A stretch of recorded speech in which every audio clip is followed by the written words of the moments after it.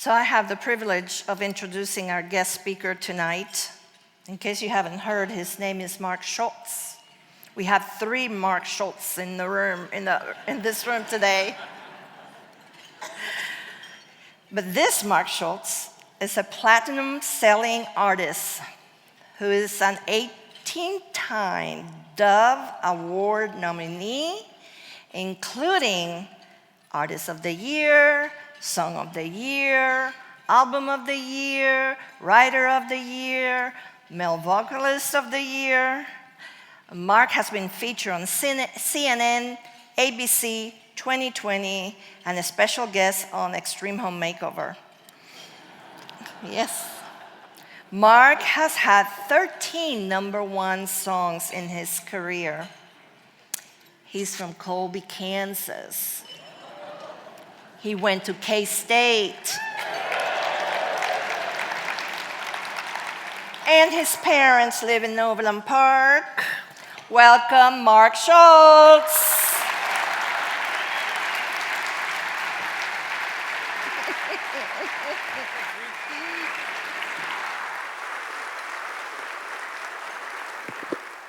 Thank you so much. I had no idea there would be 3 Mark Schultzes here tonight, and I got here and I had no idea which one I was, just from reading everything. But when Ruth asked if I would come be part of this banquet, advice and aid, I said yes, because I was adopted when I was 2 weeks old. And I always tell people it was the hardest two weeks of my life with the paperwork and everything. But I got the best parents in the world, and as a matter of fact, they're here tonight, and they're back, I think, at table 97 or 95. Will you stand up? This is my mom and dad, Ronita and Gary Schultz.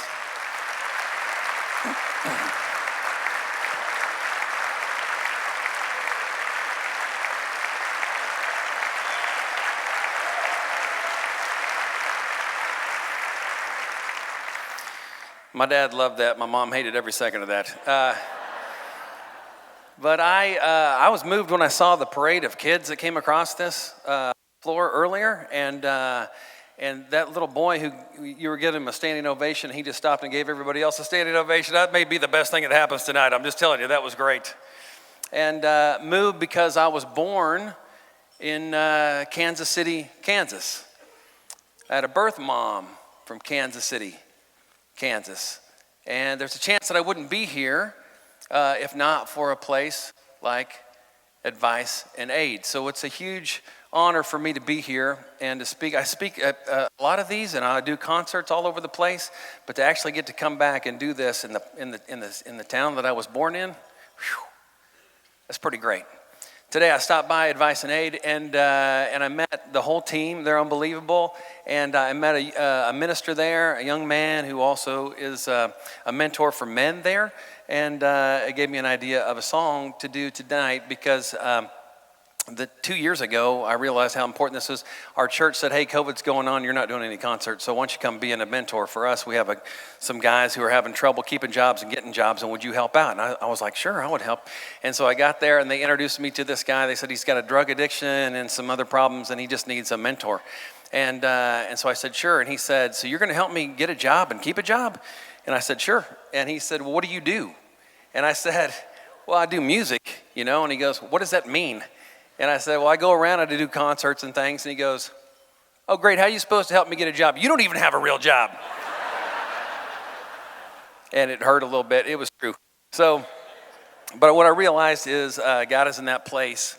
And they follow in the steps of the Lord as they lead and meet with these women. And so I'm going to teach you this song. This is a song I wrote, and it's called No Place Love Won't Go, because I feel like it's what they are doing there at the center. And so if you notice, there's no band with me tonight, so you are the band. So I'm going to have you sing this. I'm going to teach you this part of the song, so it goes like this. I'm going to go, oh, oh, oh.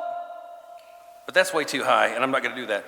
Let's go like this. Oh, oh, oh. And you're all going to sing, but maybe louder and better. And then, oh, oh, oh. Oh, oh, oh. And if you know that, you pretty much know the whole song. So here we go. Don't know how I wound up here. Don't know where it all went wrong. I bought into the lies and nearly lost it all. Yet in the midst of fear, is he your voice I hear, telling me I'm worthy, saying that just for me, love will walk through any storm, will see you through it all. Oh, can it be there's no place love won't go? As hopeless as it seems, no, you're not out of reach. There's no place love won't go. Oh, oh, oh, oh, oh, oh, oh. No place love won't. Well, I know you're a lot like me, and I know that it's hard to see. There is a greater plan when you don't understand. You're not a victim of the pain you can't outrun. He took your burden, he came to set you free. Love will walk through any storm, we'll see you through it all. Oh, can it be there's no place love won't go? As hopeless as it seems, no, you're not out of reach. There's no place love won't go. Oh, oh, oh, oh, oh, oh, oh.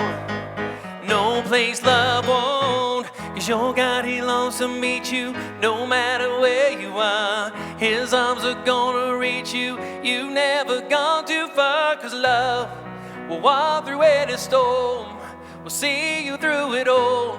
Oh, can it be there's no place love won't go? As hopeless as it seems, no, you're not out of reach. There's no place love won't go. Oh, oh, oh, oh, oh, oh, oh, oh. No place love won't go. Oh, oh, oh, oh, oh, oh, oh, oh. No place love won't go. Pretty nice, really. It was pretty great. Well, can I introduce you to my family? Would that be okay with y'all if we did? Good. I didn't bring them. But I got pictures, and the pictures that I got are pretty sweet because it was when they were really young. They might have been cuter then, and so I'm going to show you some of those pictures. And so this first picture is of my son, Ryan, not long after he was born. And I'm just going to tell you right now that you're going to look at the picture and you're going to say, oh my gosh, he's like the cutest kid. And I'm just telling you that right off the bat. So this is him right there. I know we still haven't even let him inside yet. He's still out there in the grass. We're thinking 2 more years when the winter hits, a couple more times, he'll toughen up and we can bring him in for real, show him what the inside's like. But you look at this picture and you're like, oh my gosh, this kid seems like the happiest kid ever, and I'm sure he's never been in a bad mood before or thrown a temper tantrum, and that's not true. So we get this kid sometimes, and sometimes he turns into this guy right here.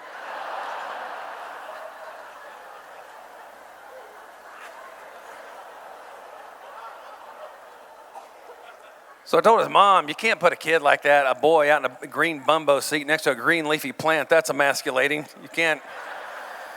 That's horrible. But he's already got his dad's double chin already, and I'm excited for him about that. And so his mom is an OBGYN, catches him for a living. She a doctor, and so she loves education. She's got a huge vocabulary. She just loves to read, and so Ryan caught on to some of that, and so his vocabulary is pretty big. And when he was 2, he came into our house, and he goes, Daddy, look, I got a plethora of leaves. And I'm like, well, you might be grounded. Let me just figure out what that means, and I'll get back with you. I'll Google it. Turns out it's an okay word. And so he's like his mom in that way. And then he's got a brother that's 2 years younger, and Gus, for anybody that's got kids and they come from the same gene pool, but they hang out on different ends of the pool, you know what I mean? Gus is more just kind of happy to be there, kind of like me, just kind of smiles a lot.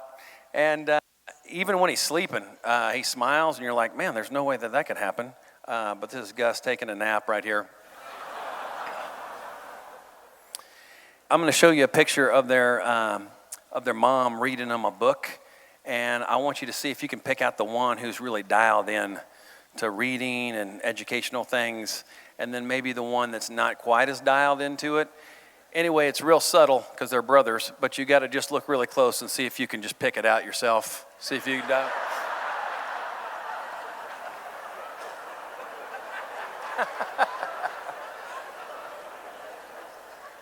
Ryan's like, hey, can we conjugate some of these verbs and then change them to Japanese and then back into English again? And Gus is like, not nearly enough pictures for me to even get anything out of this at all. So at dinner time, sometimes we'll have candlelight dinner, and always let Ryan blow out the candles because he's the oldest kid and he just wants to blow them out, and that's fun for kids. And then so Gus was like, how come Ryan gets to blow out the candles all the time? And I was like, well, he said, I'd like to blow out the candles if I could tonight. And I said, okay, Gus, you can blow out the candles tonight. And he goes, okay, get the camera ready. And he was practicing because he was about to turn 2 years old, and he wanted to have a little practice before the real deal. So this is Gus blowing out the candles at dinner for the first time.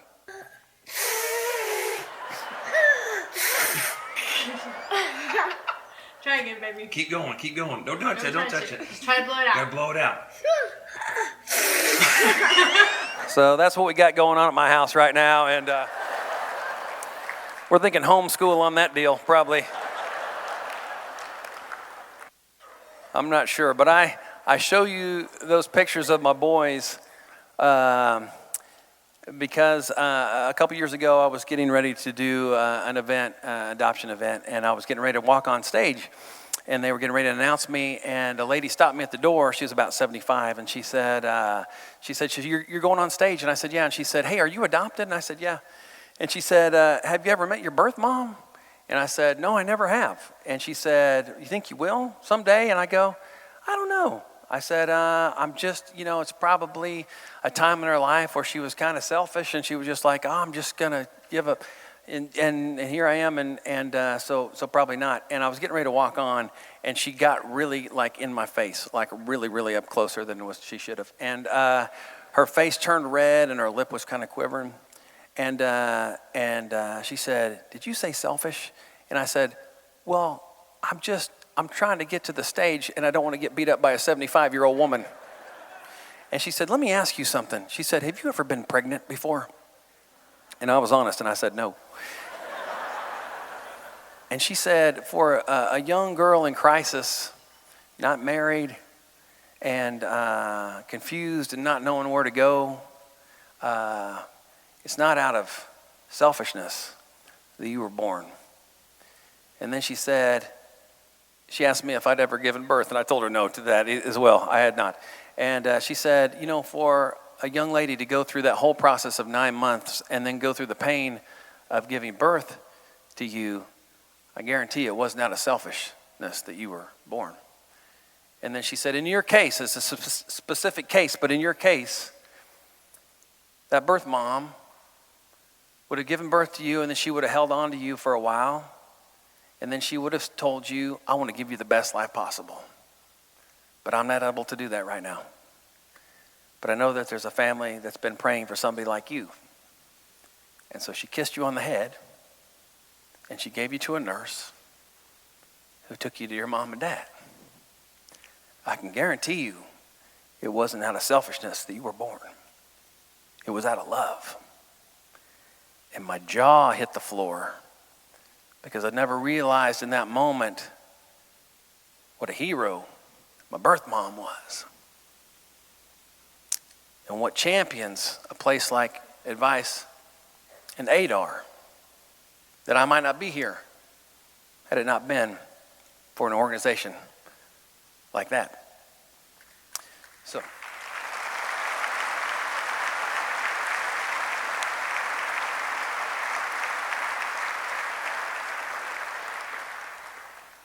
So I wrote a song for my birth mom. I've never met her before. But she made the biggest decision of my life, and that was the decision to give me life. And so we made a video of the song as well. And so I'm going to play that song for you now, and you'll be able to see it up on the screen.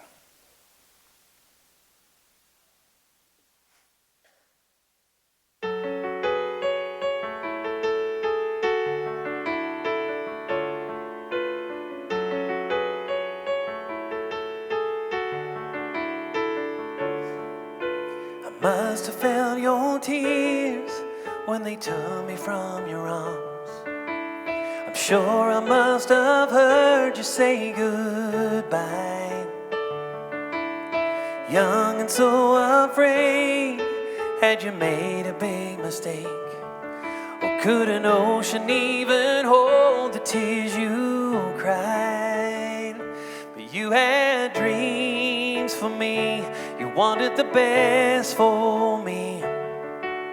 You made the only choice you could that night. And you gave life to me, a brand new world to see, like playing baseball in the yard with Dad at night. Mom reading goodnight moon, praying in my room. So if you worry if your choice was right, when you gave me up, oh, you gave everything to me.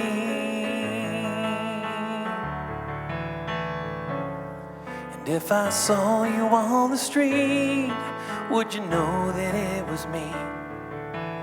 And would your eyes be blue or green like mine? Would we share a warm embrace? Would you know me in your heart? Or would you smile and let me walk on by? Knowing you had dreams for me, you wanted the best for me. Oh, I hope that you'll be proud of who I am.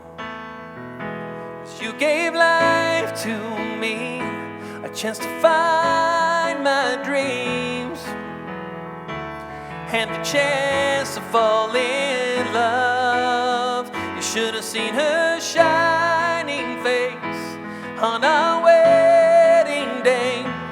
Oh, is this a dream you had in mind? When you gave me up, oh, you gave everything to me. And when I see you there, watching from heaven's gates, into your arms I'm gonna run. And when you look in my eyes, you can see my whole life, see who I was and who I become. 'Cause you gave life to me, a brand new world to see, like playing baseball with my sons late at night, and reading goodnight moon, praying in their room. Well, I'm so grateful that I've had this life. When you gave me up, oh, you gave everything to me. Everything to me. Everything to me.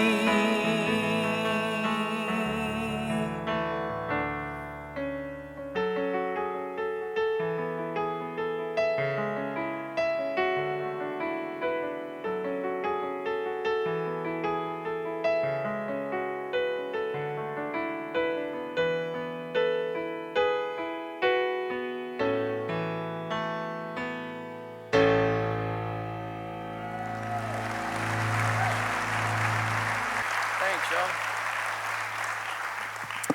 So when my son Ryan was born, I think my mom is the one that pointed this out, and she was at the house, and I'm looking at him, and he's just a newborn kid, and he's staring at me, and I'm staring at him, and we realized this is the first blood relative I've ever met.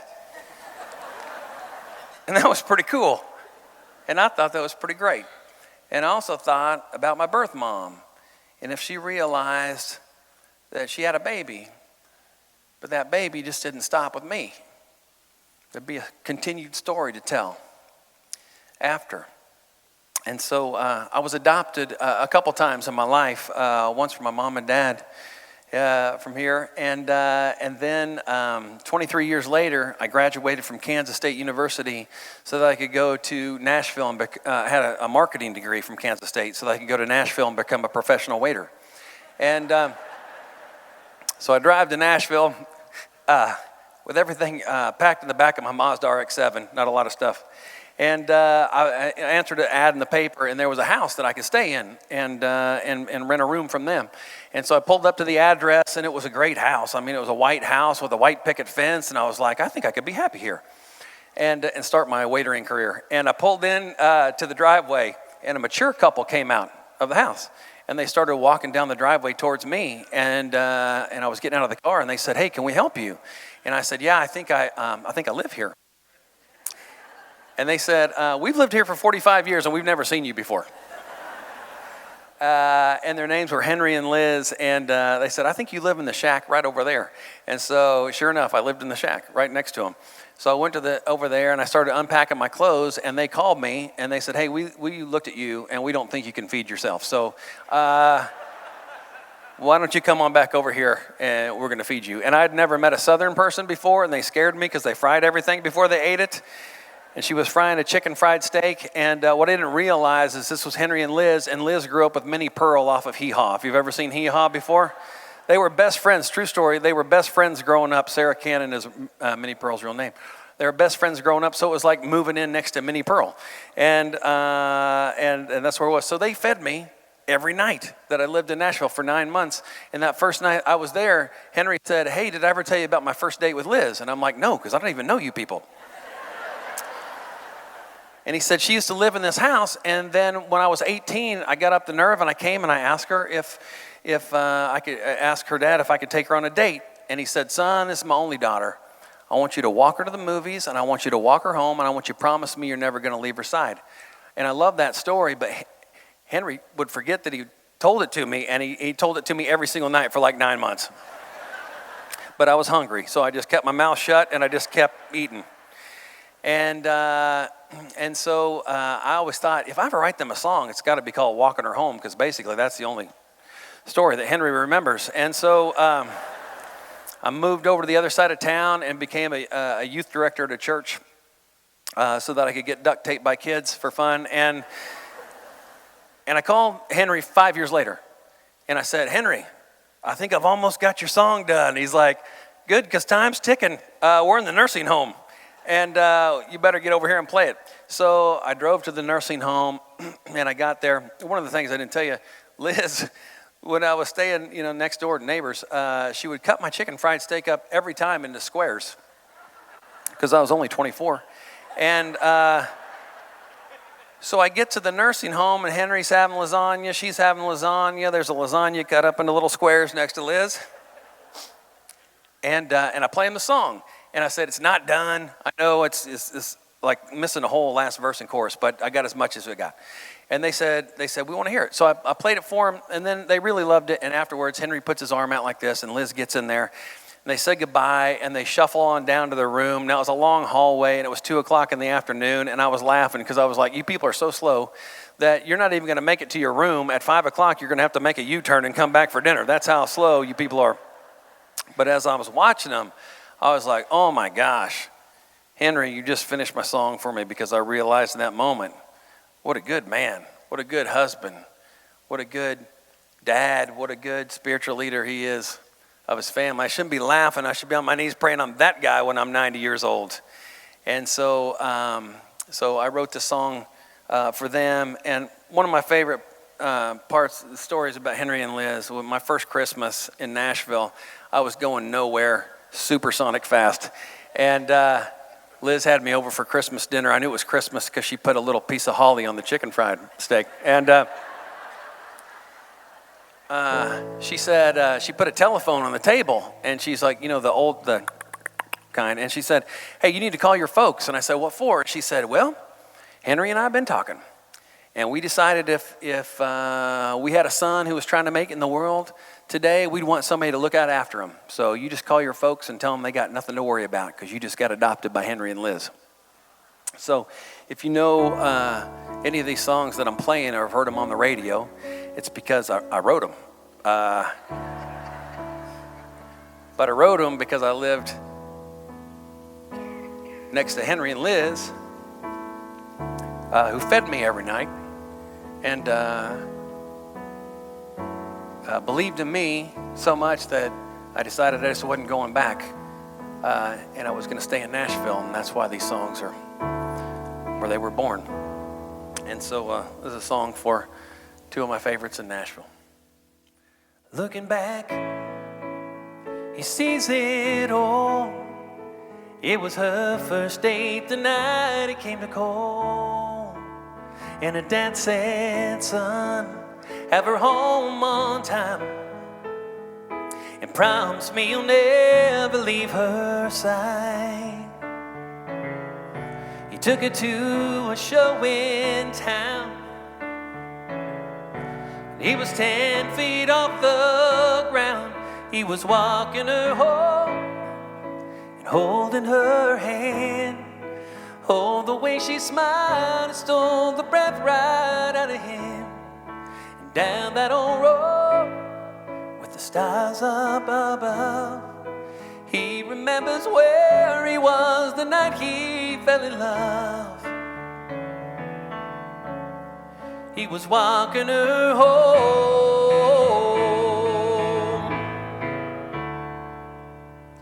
10 more years in a waiting room at 1:30. It's when the doctor said, come in and meet your son. And his knees went weak when he saw his wife. She was smiling as she said, he's got your eyes.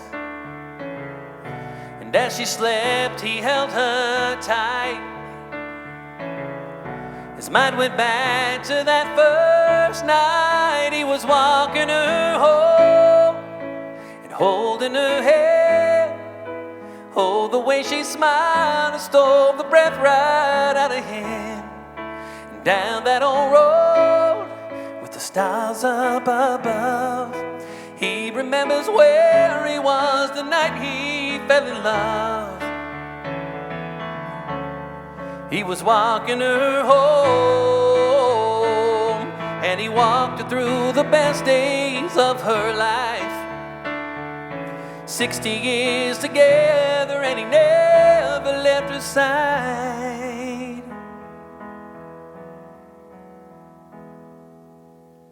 A nursing home at 85, and the doctor said it could be her last night. And the nurse said, oh, should we tell him now, or should he wait until the morning to find out? But when they checked her room that night, he was laying by her side. He was walking her home and holding her hand. Oh, the way she smiled when he said, this is not the end. And just for a while, they were 18, and she was still more beautiful to him than anything. He was walking her home. He was walking her home.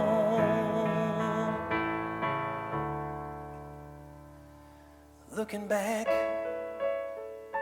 he sees it all. It was her first date the night he came to call.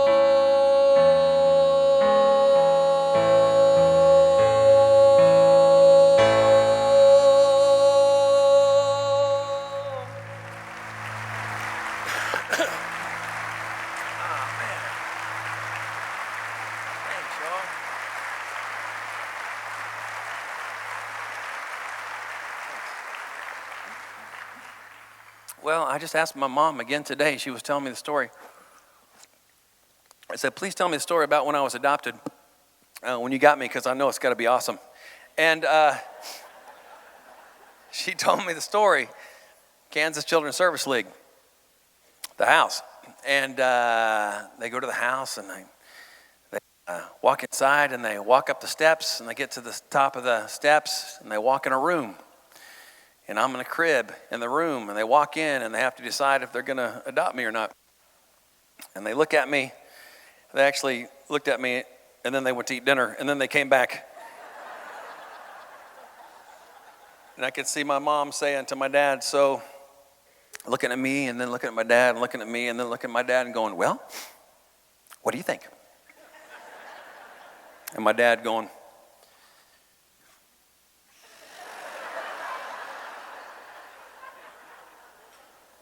I'm in. I'm like, that's a horrible story. That right there, sounds like which kind of frozen food you're going after in the freezer. That's surely there's a better story than that. And then 23 years later, I go to Nashville and Henry and Liz feed me every single night for 9 months and then put a telephone on the table and they say, you just got adopted by Henry and Liz, and when you're 85 years old and you feed somebody for 9 months and take care of them, that's your way of saying, I'm in. So I asked my wife, I was like, oh my gosh, how do people know how to do this? Because it seems like it would be a lot easier just to keep your hands folded and keep your head down, because then you don't have to get involved in anybody's life and you don't have to, you just keep it straight and narrow. And my wife said, oh, it's easier to do that. But when you do that, you start writing your own story. But when you feel God do something in here and then you do this, you stop writing the story. And God starts writing the story. And I think your mom and dad knew how to do that, and I think Henry and Liz knew how to do that, is because they loved a God who did this to them first. And they're just mirroring back to you what they already knew. And I was like, oh my gosh, we should do that, And my wife said, I've been doing it for a while now, but if you want to join me. And it's mostly women that are laughing about that. And so for the next 2 years, my wife lived like this. And because I am her man and the strong backbone of her body, I stood right next to her, walking in solidarity with her, just like this. Because I didn't know what was coming, but I knew it was going to hurt. I was just pretty sure it was going to hurt. And 2 years later, I hear her scream, and she's in her office, so I run into her office to protect her, And I run in there, and she's staring at a computer screen. And she's got tears running down her face, and I'm like, oh my gosh, I don't know what I'm in for, but I'm in for something. And there's a picture on the screen. And she just looks at me, and then she looks at the screen, and she looks at me, and she looks at the screen. And she said, well, what do you think?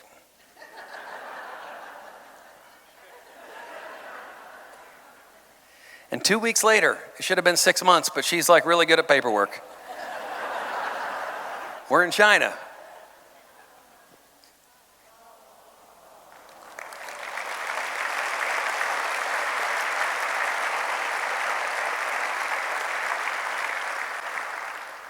And this is Maya May Schultz.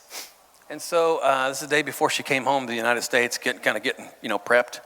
And then this is actually her when she got home, a little while after she got home. And I love this picture because now Ryan is 10 and Gus is 8 and she's 6. But she's like a Chinese grandma at our house. She is. And so the boys will be outside playing if they get home first from school or whatever, and she will come in the house and she will open up the front door and she will yell, where are my boys at? And they will come running because they are scared of her. And I love it. And it's great. You can't tell in this picture right here, but she doesn't have fingers on her left hand. So the reason we are able to adopt her is because she comes from a place where they say, if you're not perfect, you don't belong here. And so she goes to an orphanage. And if she goes to an orphanage and nobody takes her out of the orphanage, then she goes to the streets. Because if you're not in an orphanage and you're not living somewhere, and you're on the streets, and we don't see you, we don't have to count you, and you're not real. But luckily, somebody found her, and they told us, and we showed up, and man, we got there, and I'm holding her, and she's wrapped up in a blanket, like a Chinese burrito or whatever. I know, I just put two different countries together on that food, but you know what I'm saying. And she's all wrapped up, and I'm holding her, and we get to take her home, and I'm like, I feel like I won the Super Bowl and robbed a bank at the same time. It just is great. And we're coming back on the airplane, and we're flying back, and everybody in the plane, she's all wrapped up, everybody in the plane wants to hold her because she's cute. So everybody's holding her on the plane, and they're taking her picture. Everybody's taking her picture on the plane. Everybody has a picture of her. And then the stewardesses are walking up and down the aisle with her, like Vanna White walking, doing this, and they're loving it. And then the captain came out, was taking a picture. I have no idea who was flying the plane. But the point is, she was cute. And all we have to do is get off the plane and step down the concourse and go in the jet bridge and step into the airport in U.S. soil and touch the airport, and she becomes a U.S. citizen. And so I was really excited, and I was like, hey, somebody's about to be an American citizen. We're flying into Detroit, which I was sorry for her about. But anyway, we were getting in there. And I'm about to take a step, and then two Delta agents, ladies, come, and they just appear, and they just stand in front of us. And I thought, that's weird. I've never seen that before. And we're getting ready to get there, and we get there, and this lady says, you need to stop. I said, okay. And she said, we need your baby. And I said, you need my baby? You need to move out of the way because I'm about to put a toe down. So what's going to happen? We need the baby. So I looked at my wife because she knows things. And she's like, I don't know. So I gave her my baby. And she took her. And she holds her. And she looks at her, and the other lady looks at her. And then she gets down real close to her. And then she leans in, and she kisses her on the head. And she says, baby girl, welcome home. I just wanted to be the first one to say, I'm so glad you're here. Nearly went Lee Greenwood up in that place with proud to be an American, but I didn't. And her mom is glad. But she came from a place where they said, you don't belong here, and you're not going to belong here, and you don't count. And the first person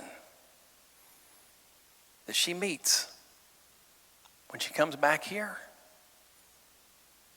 says, you're beautiful, and you're loved, and you're cherished. You're a child of God. I can't wait to see the story that he writes through you. Welcome home. I want to be from that country right there. And sometimes I think we take it for granted, the place where we live, that we can be in a place like this tonight and lift up God's name without having to go to jail. You can't do that in every country. To be in a place like this, we can say, we see what you're doing at Advice and Aid. We see what you're doing, and it's good. And we see that God's in it, and we support it. And we stand up and wholeheartedly support it. You can't do that in every country. So 2 years later, my wife calls me. I mean, we've been talking in between there. And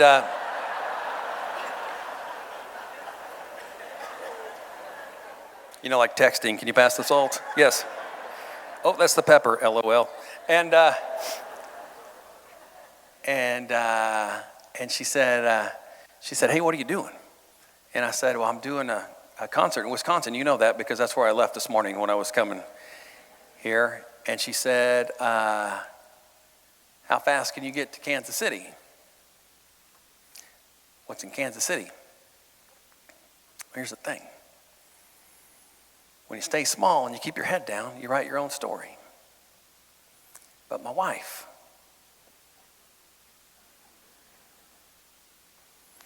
so we go to Kansas City.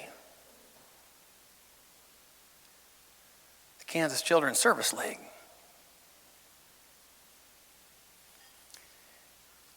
We walk into a house that I'd been in before. up some steps that I've been in before, into a room that I've been in before, and looked in a crib, much like the one I've been in before. And my wife said, "What do you think?"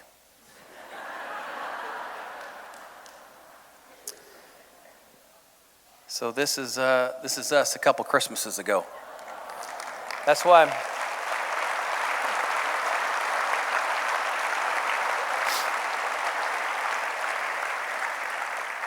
honestly, that's why I'm excited to be here tonight, just a night at my parents' house by myself. I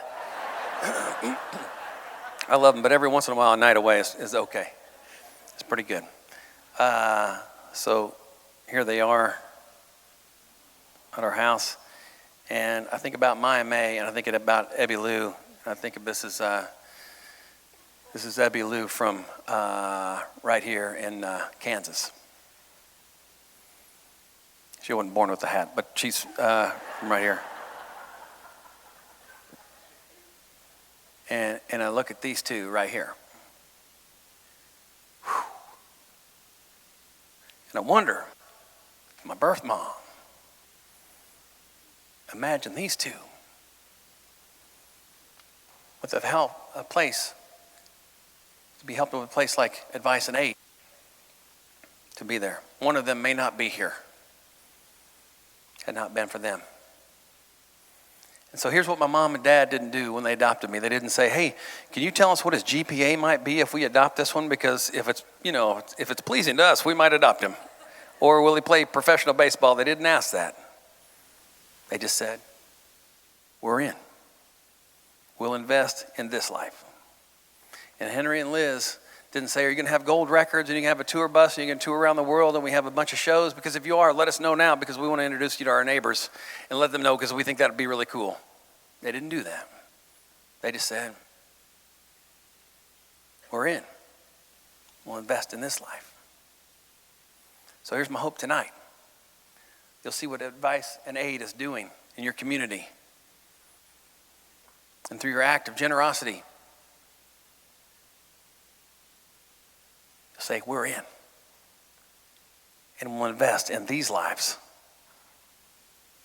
Because that's why we're here tonight. And I'm going to do this song. This is, I wasn't going to do this song, but I'm going to do this to end. And this song's not even written yet. So this is not a good idea. But I'm going to do it. I'm going to do it again. I was thinking about this backstage, and I was like, this verse does not have a verse in it about why we're here tonight. And I was thinking backstage, but I got to make one up, a verse right here. So I did, and I'm apologizing if it doesn't pan out like I wanted it to. It sounded good in my head backstage. Here's my hope.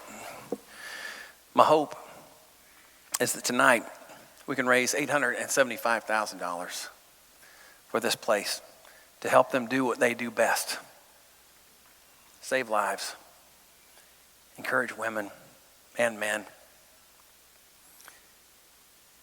And I got to tell you, to get to be a kid that would have been paraded up across this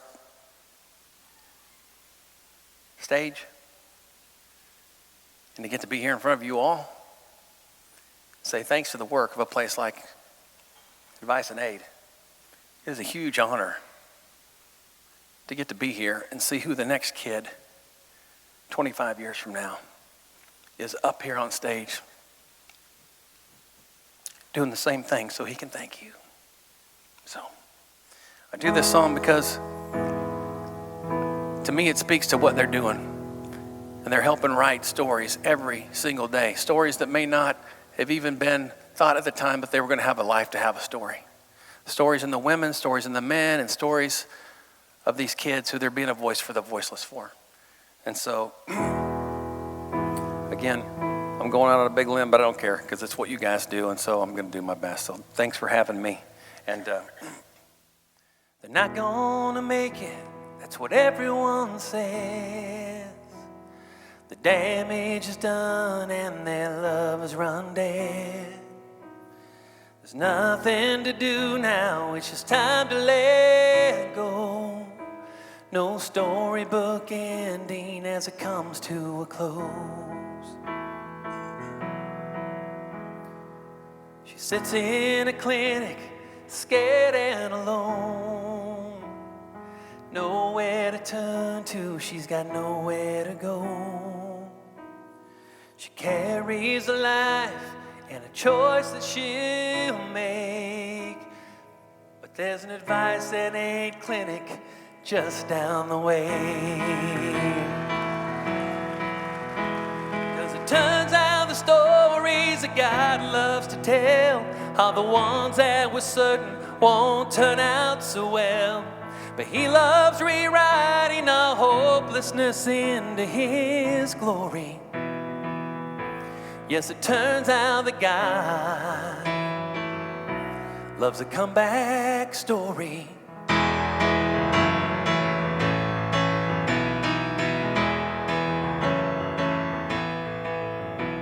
Well, if you don't believe me, just remember that tomb. They left Him for dead and they said it was through. Oh, but just 3 days later, that stone rolled away, and there stood my Savior, and everything changed. 'Cause it turns out the stories that God loves to tell are the ones that we're certain won't turn out so well. But He loves rewriting our hopelessness into His glory. It turns out that God loves a comeback story. As it turns out that God loves a comeback story.